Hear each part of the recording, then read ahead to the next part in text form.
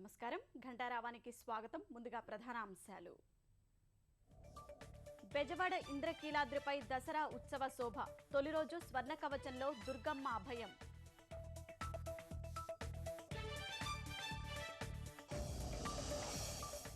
మరో 2 రాజధాని గ్రామాల్లో ప్లాట్ల పంపిణీ. నేడు ఐనవోలు, అబ్బురాజుపాలెం రైతులకు పత్రాలు.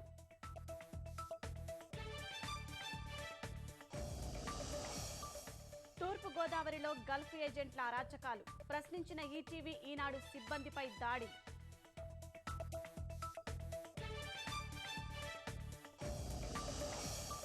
ప్రతీకార దాడుల హెచ్చరికలతో సైన్యం అప్రమత్తం. సరిహద్దుల్లో పూర్తి సన్నద్ధం. నగరాల్లో భద్రతపై దృష్టి.